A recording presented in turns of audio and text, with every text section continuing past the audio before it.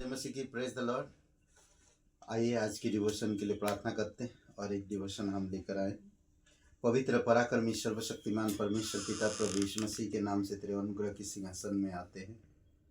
प्रभु, हम धन्यवाद देते हैं आज पूरे दिन के लिए और एक मौका दिया हमें, ताकि हम आपकी सामर्थ के साथ आपकी आत्मा की अगुवाई में हम बढ़ सके और परिपक्वता में बढ़ सके। आपकी समझ दीजिए हमें, आपकी वचनों की अर्थों को समझने में मदद करो पिता, और आपके साथ हमारी सहभागिता पवित्रता में बढ़ने में मदद करो प्रभु यीशु। धन्यवाद देते यीशु मसीह के नाम से मांगते हैं, आमीन। ओके, हम लोग जो आज बात करेंगे और वो है पवित्र आत्मा की सामर्थ। यीशु मसीह वादा किया है था कि पवित्र आत्मा देगा, और क्या काम करता पवित्र आत्मा ना, क्या काम करता है, तो ये समझने की ज़रूरत है कि प्रभु यीशु मसीह जिस तरह से काम किया तो पवित्र आत्मा भी वैसे ही काम करता। यूहन्ना 16:8 में वचन कहता, वह आकर संसार को पाप और धार्मिकता और न्याय के विषय में निरुत्तर करेगा। पापी को पापी कहेगा, धर्मी को धर्मी कहेगा, और न्याय उचित चीज़ों को न्याय उचित करेगा। वो इसी तरह से काम करेगा। जो धर्मी है वो धर्मी है। आज संसार में कैसा है ना कि निर्दोष लोग अंदर, वो लोगों को दोषी करार दिया जाता, और जो लोग दोषी है वो लोग खुलेआम घूमते हैं।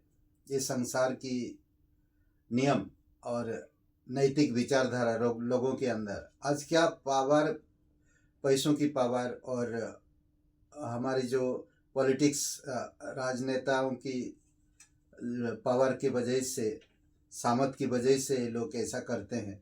और आज न्यायाधीश में घूसखोरी, ये सब चीज़ें इसी वजह से अन्याय को और न्याय को लोग समझ नहीं पाते, और पाप और धार्मिकता को लोग समझ नहीं पाते। इसलिए पवित्र आत्मा ये सारी चीज़ों को सही करना चाहता। पापी के दोषारोपण में अनुभव, यानी कि एक पापी को पापी कहता वो, और एक धर्मी को धर्मी कहता है। धर्मी कौन है? जो इंसान यीशु मसीह पर विश्वास करते हैं, और जब विश्वास करते हैं तो पवित्र आत्मा की सामर्थ उसमें आता है, और फिर वो समझ पाते हैं कि ये धर्मी है और ये पापी है, ये न्याय संगत कार्य है। उसी तरह से वो काम करते हैं। और पहला थिस्सलुनीकियों का 1:5 में पौलुस यहाँ पर विश्वासी की पवित्रता में प्रकटीकरण ना, पवित्रता में विश्वासी के किस तरह से वो परिवर्तन होते उसके विषय में बात करता। यहाँ पर कहता, क्योंकि हमारा सुसमाचार तुम्हारे पास ना केवल शब्द मात्र ही में, वरन सामर्थ और पवित्र आत्मा में और बड़े निश्चय के साथ पहुँचा है, जैसा तुम जानते हो कि हम तुम्हारे लिए तुम्हारे बीच में कैसे बन गई। ओके, ये विश्वासी दिन प्रतिदिन बढ़ता है, परिपक्व होता है पवित्रता में, और सांसारिक चीज़ों से दूर होता है, बुराई से अलग रहता है, और निर्णय परमेश्वर के वचनों के आधार पर लेता है। उसका जो आध्यात्मिक जीवन है पवित्र आत्मा की अगुवाई में होता है। तो वही बात पौलुस कह रहा, किस तरह से तुम लोग सुसमाचार को ग्रहण किया, किस तरह तुम्हारा जीवन बदल गया, किस तरह से तुम लोग परमेश्वर को ऊंचा किया। वो हम लोग जो वचन सुसमाचार जो सुनाया था वो शब्दों से नहीं, और हमने निश्चय जाना निश्चय के साथ पहुंचा, जैसा तुम जानते हो कि हम तुम्हारे बीच में कैसे बन गए थे साथ में। यही एक बोलते कि विश्वासी के धर्मांतरण में प्रकटीकरण, विश्वासी किस तरह से बदलते जाता है। और हम देख सकते इसी इफिसियों की कलीसिया को भी पत्र लिखता, जब पत्र में कहता 3 इफिसियों का 3 और वचन 16, जो एल्डर ना मजबूत करने में प्रभुत्व, संतों के मजबूत करने में प्रभुत्व, यानी कि भीतरी मनुष्य को बढ़ाने की सामर्थ्य, भीतरी मनुष्य को इसमें कहता है कि वह अपनी महिमा के धन के अनुसार तुम्हें यह दान दे कि तुम उसके आत्मा से अपनी भीतरी मनुष्य तत्व में सामर्थ पाकर बलवंत होते जाओ। भीतरी मनुष्य को, ये सारे जो विश्वासी भाई बहन हैं उनको ये बात कह रहा कि तुम कलीसिया की एक देह हो और उस देह में तुम्हारी अंदर जो पवित्र आत्मा है, भीतरी मनुष्य पवित्र आत्मा की सामर्थ्य में उसको बढ़ते जाओ, अच्छा बनाते जाओ, बलवंत होते जाओ।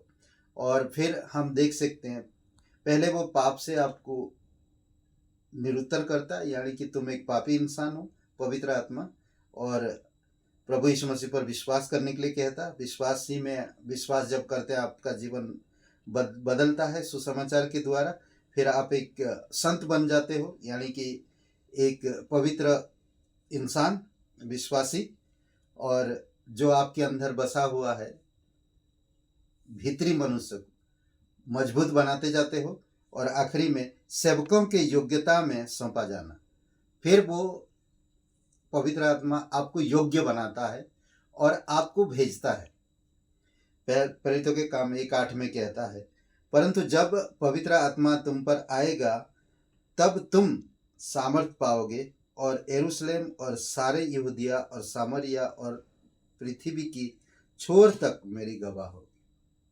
जब हम सीखे नहीं कोई चीज़, जानते नहीं कोई चीज़, हमारी भीतरी मनुष्य मजबूत नहीं है, तो हम किसको बताएंगे, किसको कहेंगे? तो इसलिए जरूरी है उस विषय के बारे में जाने कि आप पवित्र आत्मा की सामर्थ कैसे पाओगे। ऐसा नहीं मैं आंखें बंद किया, भावनाओं में घुस गया और पवित्र आत्मा आ रहा, नहीं, ऐसा नहीं होता है। आपको सीखना पड़ेगा, कड़ी मेहनत करना पड़ेगा। सिंपल साधारण चीज़ देखिए, आज अगर एक इंजीनियरिंग पढ़ता है या एक डॉक्टर पढ़ाई करता है तो कितनी साल लगता, कितने पैसे खर्चा करना पड़ता और कितनी कुछ उनको सहना पड़ता है सीखने के लिए। जब सीखते हैं तब वो सिखाते हैं दूसरों को। उसी प्रकार एक विश्वासी का जीवन है। आमीन। आइए प्रार्थना करते हैं। दयालु और करुणामय परमेश्वर पिता, हम धन्यवाद देते हैं, आपकी स्तुति महिमा करते हैं। प्रत्येक भाई बहन को मजबूत करो पिता, पवित्र आत्मा के द्वारा उनकी गलतियों को, उनकी पापों को आप समझने में मदद करो, समझे और उन चीज़ों से दूर रह सके और विश्वासी जीवन में उनकी जीवन परिवर्तन दिखे पिता, और लागे कि हम एक विश्वासी है, समझे और भीतरी मनुष्य को मजबूत कर सके और एक सेवक की तरह सेवा करने में या मिशन कार्य में आगे बढ़ने में पवित्र आत्मा सामर्थ दीजिए। धन्यवाद देते, तेरी स्तुति महिमा करते। प्रत्येक भाई बहन को अभिषेक करो, यीशु मसीह के नाम से मांगते, आमीन। हे ब्रदर एंड सिस्टर, सबको जय मसीह की। Praise the Lord. शुभ दिन आपका। बहुत बहुत धन्यवाद। लाइक करिए, कमेंट करिए, शेयर करिए। बहुत बहुत धन्यवाद।